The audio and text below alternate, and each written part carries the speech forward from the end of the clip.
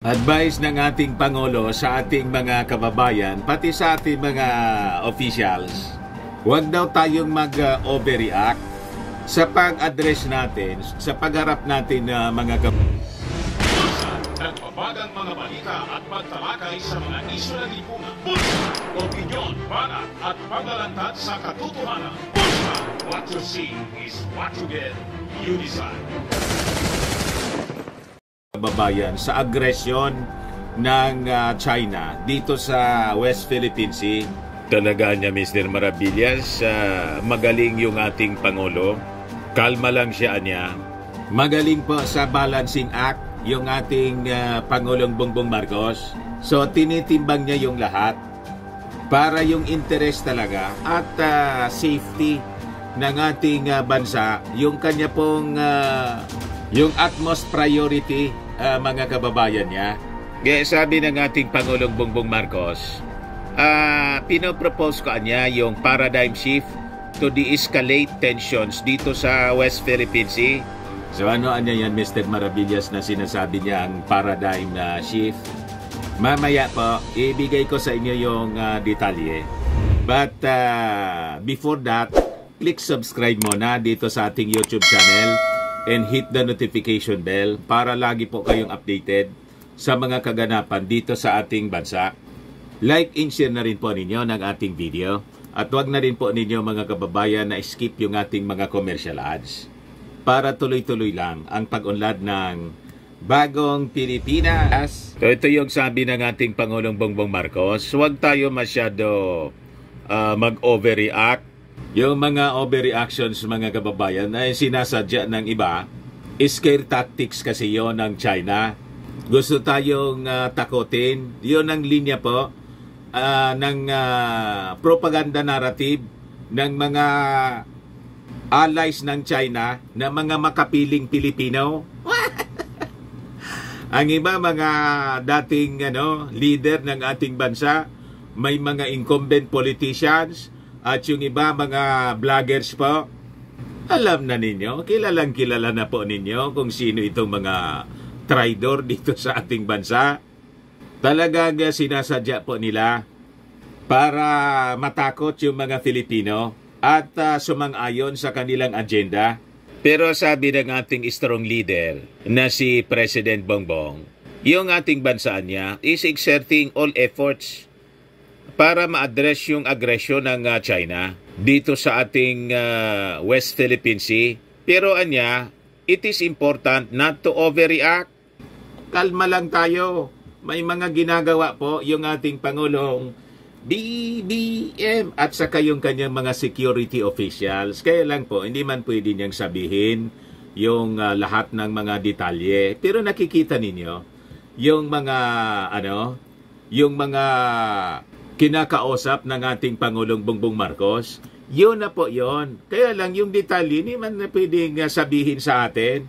Kaya nga po taranta, yung mga minions ng China dito sa atin, gusto po tayong guluhin at ginagamit nila itong istasyon na dapat talagang ipasara.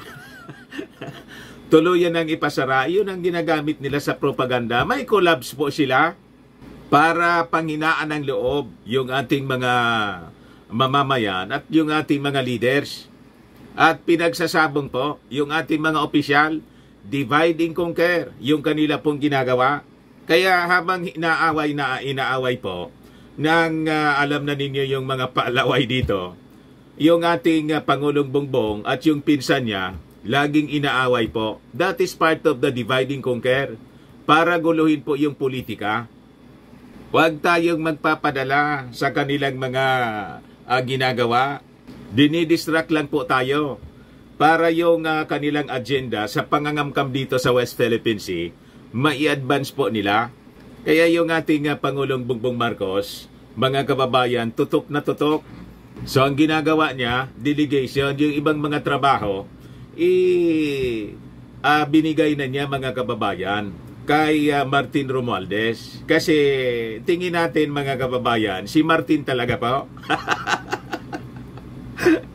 Tama ba ang reading natin? Kasi magkapareha sila. ng kanilang mga visions para sa ating bansa.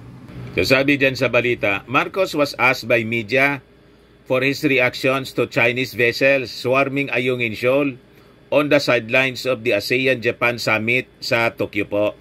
So sabi ng ating Pangulo, we are exerting all efforts, but this is, we have to be very careful that we do not overreact, we do not make mistakes that might be misinterpreted by anyone. Kailangan anyang maingat tayo dahil pag may nangyari ulit dyan, if we are heightened the tensions, it won't lead us to a good result. We're being very circumspect in the actions that we will take.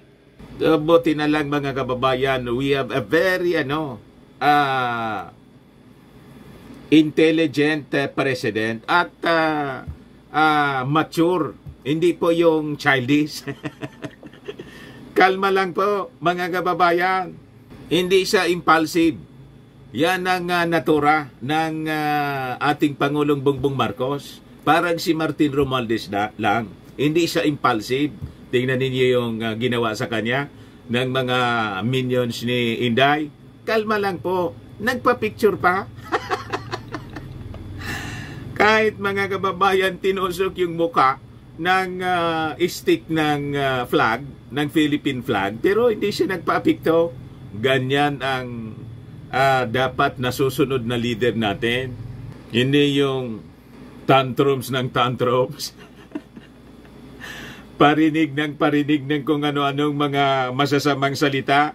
Di po ba, mga kababayan? Tama ka niya, Mr. Maravillas. Pero sabi ng ating Pangulo, may proposal niya for a paradigm shift para ma-de-escalate yung tension dito sa West Philippine Sea, revealing that he also plans to release a joint position with the Philippines regional and international partners on ways to de-escalate the tensions. Kita niya, ito po yung tamang approach. Hindi pwede yung one-on-one with China. Kakamutihin tayo ng mga Chinese kasi higanti sila po eh. Higanti at mayaman at marami silang mga kakampiritong mga traidor. Di ba? Hindi nila mauuto yung ating Pangulong Bongbong Marcos. Yung reactions na to ng ating Pangulo, kasunod ng mga sabi, may mga proposal galing kay Subiri na palayasin na natin yung ambassador ng China rito. Sabi ng ating Pangulo, pag pinalayas natin na niya, yung papalit, ganyan din yung sasabihin. Kasi yun yung posisyon ng kanyang gobyerno. Siyempre yun ang sasabihin. Pero we rejected it Ganon. So sabi niya, well, to this point, we have resorted to traditional methods of diplomacy where should there be an incident, we send note verbal. Pero we have to do something what we have not done before. We have to come up with a new concept, a new principle, a new idea so that we move. As I say, we move the needle the other way. It's going up. Let's move the needle back so that paradigm shift is something that we have to formulate. So while he did not specify what actions his administration would take next, the President affirmed that he will continue discussing with regional partners sa Indo-Pacific and the rest of the world if necessary on ways to de-escalate the tensions dito po sa West Philippine Sea. We do not want to go to the point where there are incidents that might cause an actual violent conflict. Maybe from a mistake or misunderstanding, and these things happen all the time, sabi ng Pangulo. And so, we have, in my review, it's time that the countries that feel that they have an involvement in this situation, we have to come up with a paradigm shift.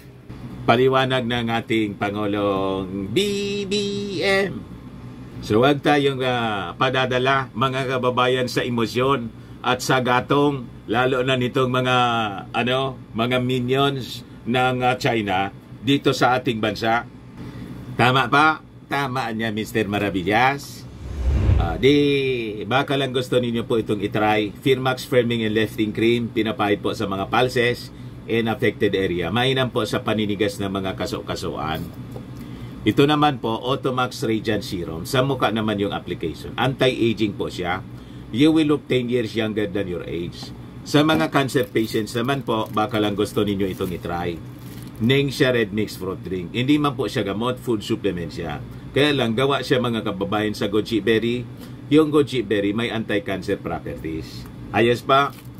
O yung mga inquiries ninyo, dumiritso na lang kayo sa aming messenger sa Facebook para masagot namin agad. Ako po si Dante Maravillas. Bye-bye po. God bless. Sa mga naghahanap pala ng malinis and spacious fitness gym, punta lang po kayo sa aming Colossal Fitness Gym.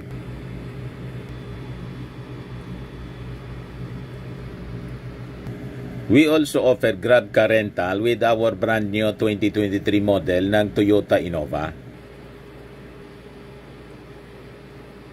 We also accept booking for those who are planning to travel via PAL, Cebu Pacific, and other airline companies, and bills payment po for Meralco Bills, PLDT, etc. Ang Colossal Fitness Gym is located at 3rd floor Security Bank Building, Landco Business Park, Legazpi City, Albay. For inquiries, look for Jilon Maravillas. Contact number 0966-802-0949.